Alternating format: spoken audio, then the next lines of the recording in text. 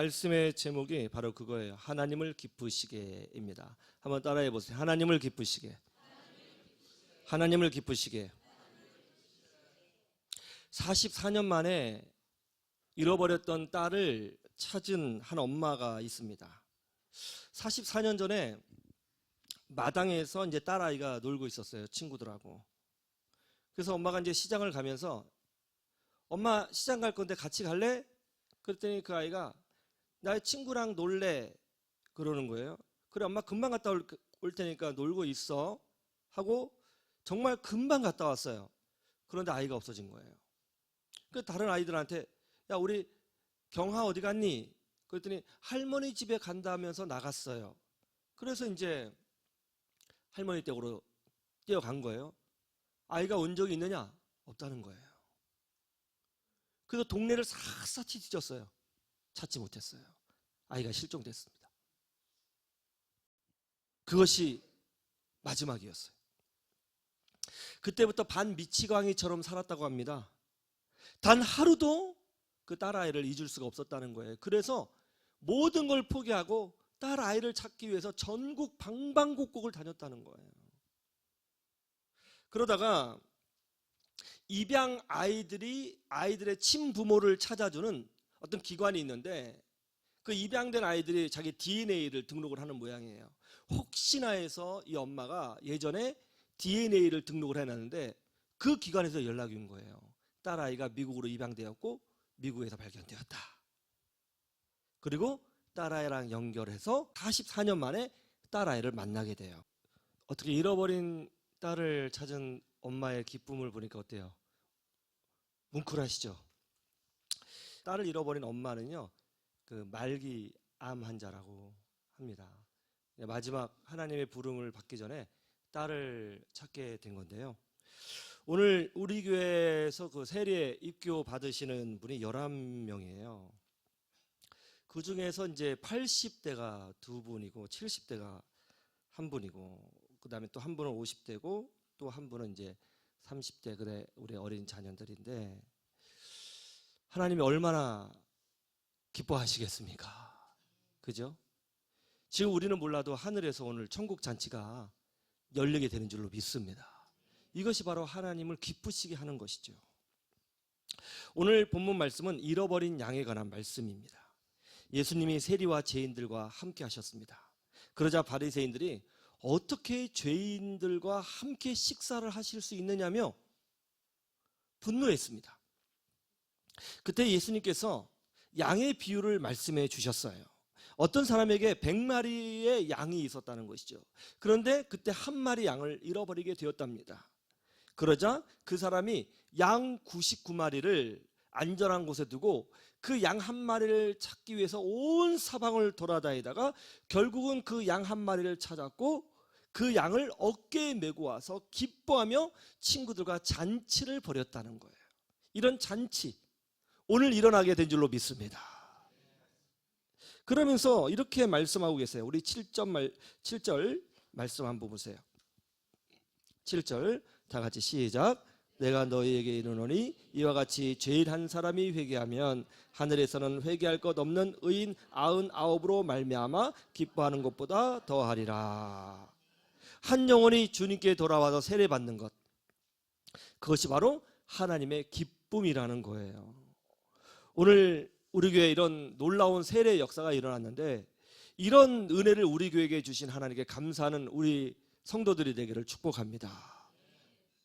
그런데 오늘 많은 분들이 오늘 본문 말씀을 생각할 때 잃어버린 양에게만 초점을 맞추는 경향이 있어요. 실제로 많은 목사님들이 이 본문 말씀을 가지고 설교하실 때 잃어버린 양에게 초점을 맞추어서 설교를 하십니다. 그런데 말이죠, 오늘 사실 이 본문은 다른 데 초점이 있습니다. 그게 핵심이에요. 그게 어디냐면 4절입니다. 한번 보시죠. 4절 다 같이 시작. 너희 중에 어떤 사람이 양 100마리가 있는데 그 중에 하나를 잃으면 99마리를 들에 두고 그 잃은 것을 찾아내기까지 찾아다니지 아니하겠느냐. 양을 잃어버린 사람이 양을 찾아요. 그런데 어떤 자세로 찾고 있다고 합니까? 찾아내기까지 찾아다닌다는 거예요. 이게 뭐예요? 절대로 포기하지 않으셨다는 거예요. 이것이 바로 하나님의 마음이고 우리들을 향하신 하나님의 강력한 의지인 것입니다. 이 하나님의 의지, 찾아내기까지 찾으시는, 포기하지 않으시는 이 하나님의 열정과 의지로 말미암아 한 마리의 잃어버린 양을 찾아낼 수 있었다는 것입니다. 이것이 핵심이죠. 출애굽기 34장 1절 한번 보세요. 이제 뚝 그치시고 34장 1절 한번 찾으시면 좋겠어요.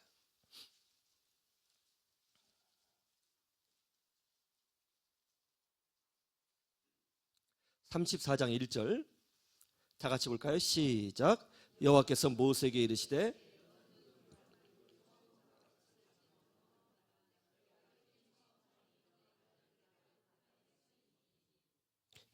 할렐루야. 하나님께서 모세에게 십계명을 주셨어요. 그리고 그것을 돌판에 기록하셨습니다.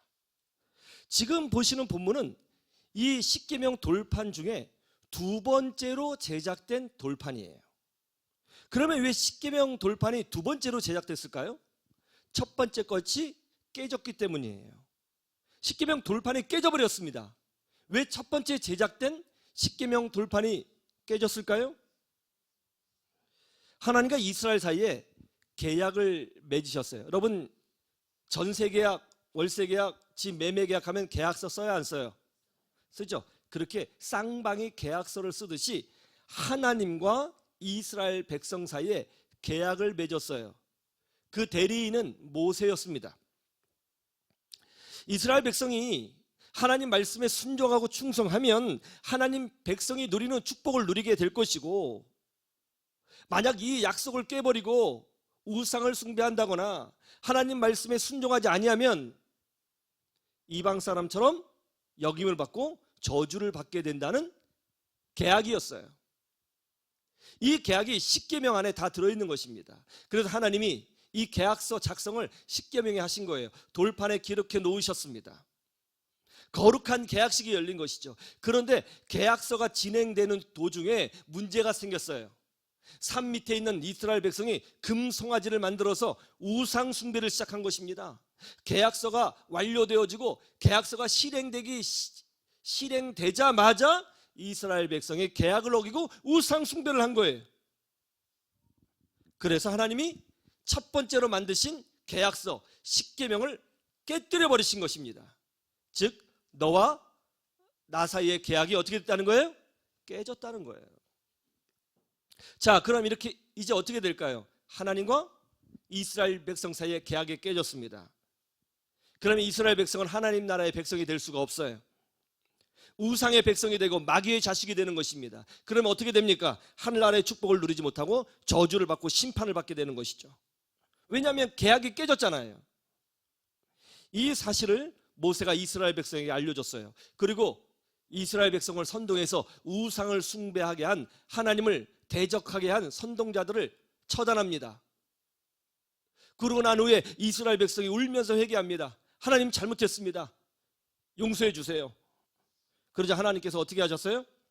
계약이 깨졌어.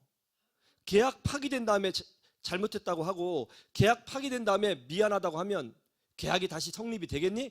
끝난 거야. 이렇게 하셔야 되는데 그렇게 하지 않으시고 뭐라고 모세에게 명령하셨냐면 바로 두 번째 돌판을 만들라.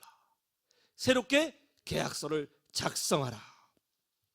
이렇게 말씀하셨다는 거예요. 이것이 무엇을 의미할까요?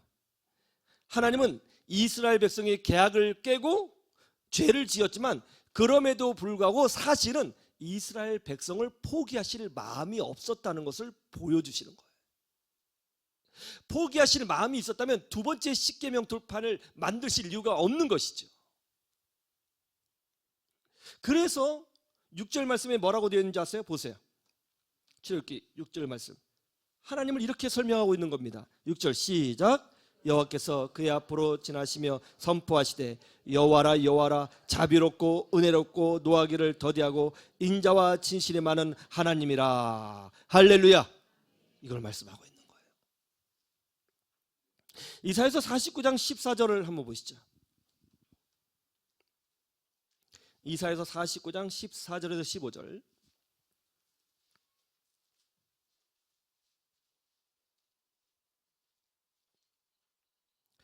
한번 보실까요? 시작.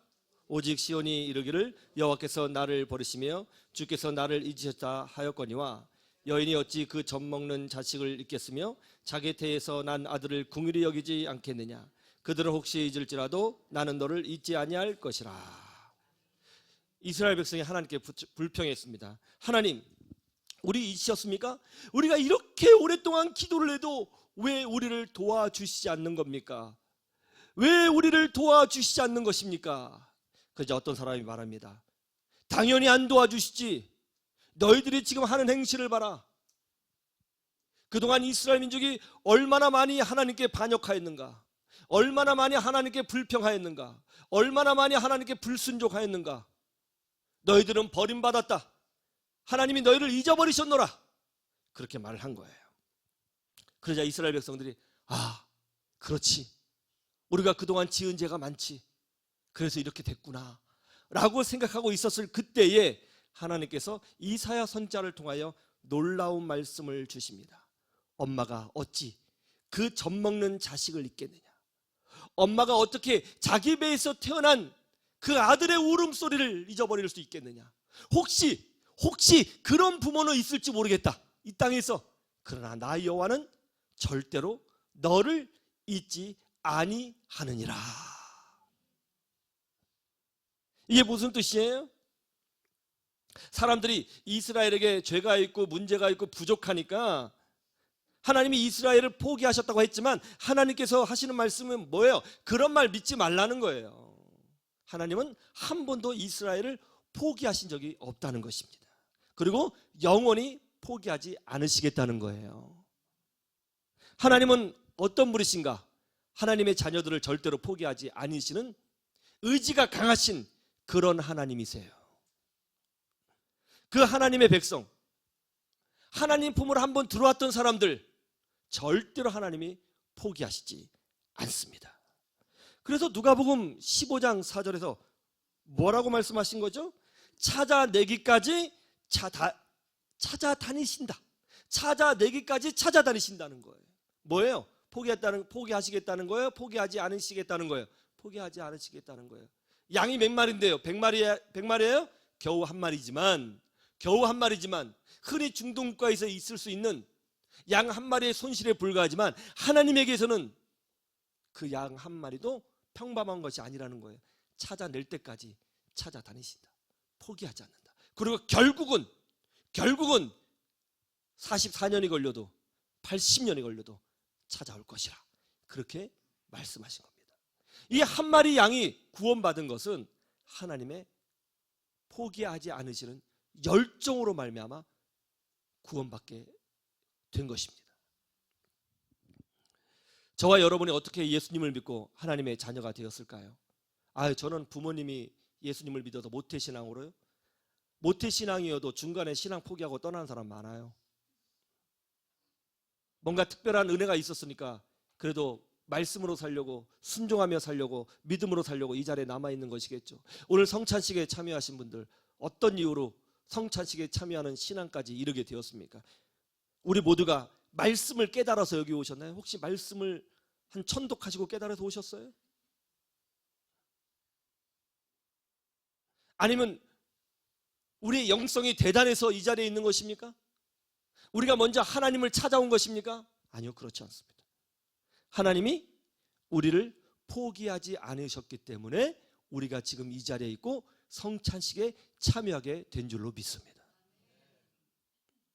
지금 우리가 구원받은 하나님의 자녀로서 이 자리에 앉아 있는 것은 전적인 하나님의 은혜인 것입니다. 하나님이신 예수님이 우리의 죄를 대신해서 십자가에서 죽으셨어요.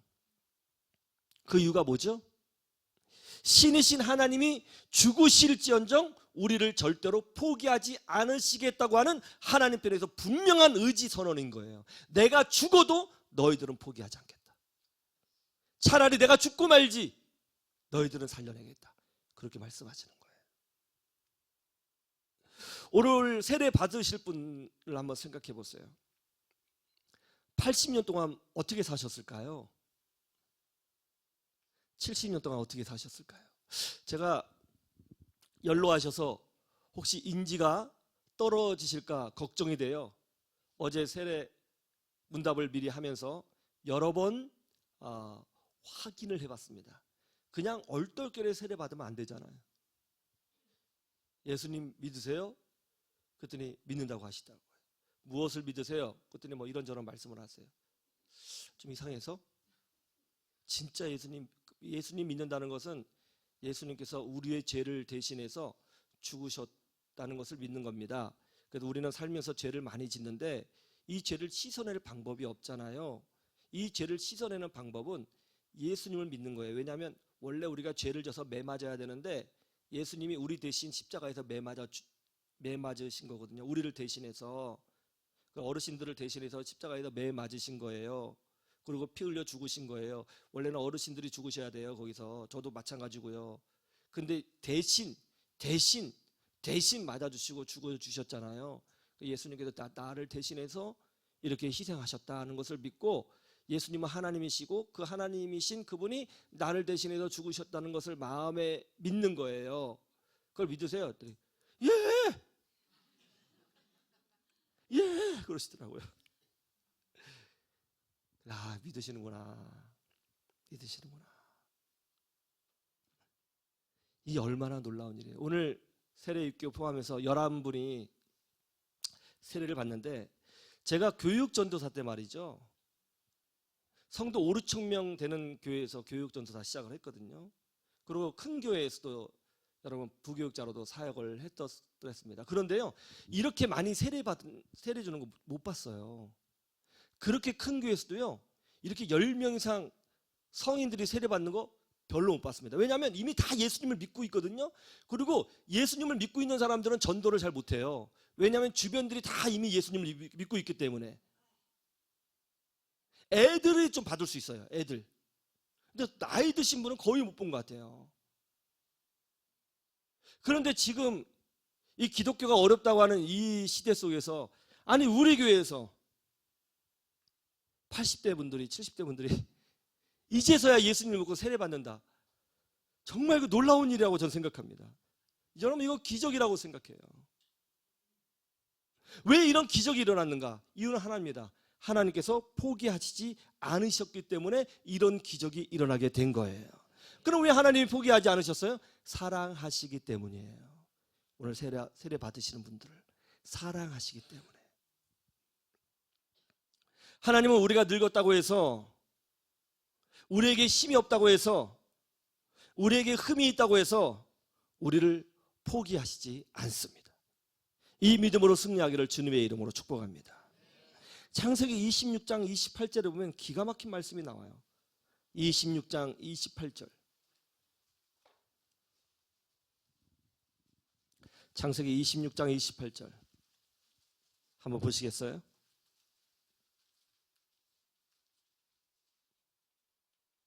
같이 보죠. 시작. 그들이 이르되 여호와께서 너와 함께 계심을 우리가 분명히 보았으므로 우리의 사이 곧 우리와 너 사이에 맹세하여 너야 계약을 맺으리라 말하였노라.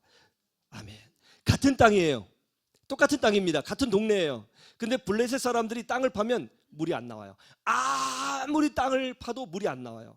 그런데 이삭이 땅을 파면 우물이 터지는 거예요. 같은 땅이라니까요. 같이 땅을 팠어요. 그런데 블레셋 사람은 아무리 파도 물이 안 나와요. 우물이 안 터져요. 근데 이삭이 툭 건들면 우물이 터져요. 그래서 블레셋 사람들이 시기했습니다.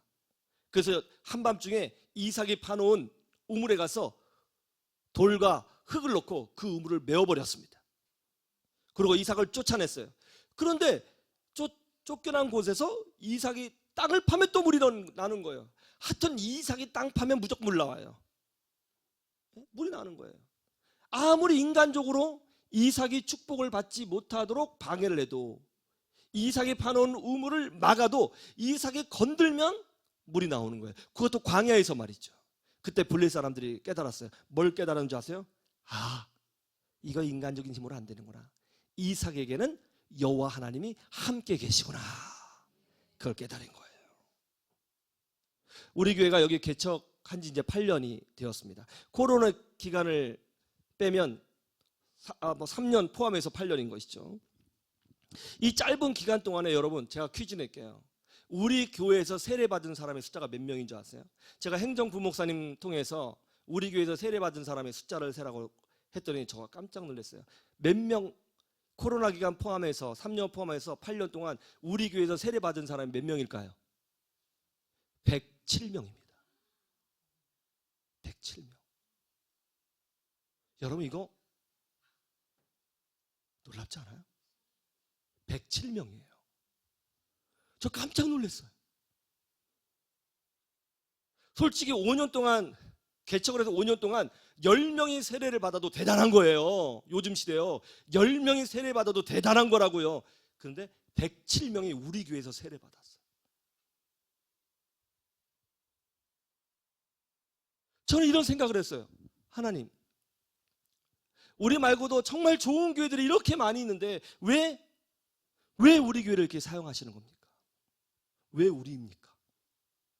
왜 저를 통해서 이렇게 세례를 주게 하시는 것입니까? 왜 우리 교회입니까? 왜 그렇게 많은 사람들이 우리 교회를 통해서 영생을 얻게 하시는 것입니까? 왜 우리 교회입니까? 아무리 생각해도 모르겠더라고요. 그러다가 번뜩 새벽에 기도하는데 이런 생각이 들었어요. 이건 사람의 머리로 설명할 수 있는 것이 아니라 하나님의 은혜구나. 하나님이 우리와 함께 하시기 때문에 나타난 현상이구나. 하나님이 우리와 함께 하시기 때문에. 이거 외에는 답이 없더라고요. 그러면서 하나님께서 생각나게 하신 말씀이 이 말씀이에요. 하나님이 함께 하시기 때문에. 여러분, 인간적인 노력으로 해가지고 그렇게 세상 속에 살고 있는 사람이 자기의 가치관과 생각을 바꿔서 107명이나 되는 사람이 이 상가교회에 와서 세례를 받을 수 있다고 여러분 생각하세요? 인간적인 방법으로? 저는 불가능할 것 같은데요. 요즘 같은 시대에, 이렇게 기독교가 하락하고 있는 시대에, 코로나 이후 멀쩡한 교회들도 성도들이 줄어가는 이 시대에 이런 개척교회, 상가교회 사람들이 와서 107명이나 세례를 받았다고요. 107명이나. 여러분, 107명 모아놓으면 어마어마해요.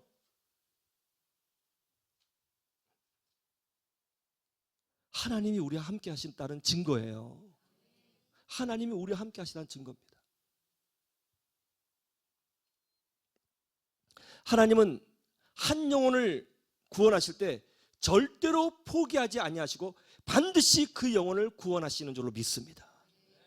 그런데 그 구원의 역사를 우리 교회를 통해서 이루시고 있다는 것은 정말 놀라운 의미가 있는 거예요. 하나님이 우리와 동행하고 계시다는 분명한 증거라고 저는 믿습니다. 그리고 우리 모두는, 저와 여러분은 이렇게 하나님께서 영혼을 구원하시는 이 현장에 지금 함께하고 있는 거예요. 이 기적의 현장에 함께하고 있는 것입니다. 기적이에요. 아니면 몇십 년이 지나면, 몇 년이 지나면 이런 기적이 끊어질지도 모르겠습니다. 어쨌든 지금 하나님께서 일하고 계시는 거예요. 여러분에게는 하나님의 일하심이 보이시나요? 하나님의 일하심이 보이십니까? 그리고 거기에 대해서 감사가 있고 감격이 있으신가요? 영혼이 구원받았다는 것에 대해서 44년 만에 잃은 딸을 찾은 어머니의 동영상을 보고 눈물을 흘린 여러분은 동일하게 80년 만에 하나님께 돌아온 영혼을 보고도 똑같은 눈물을 흘릴 수 있으세요?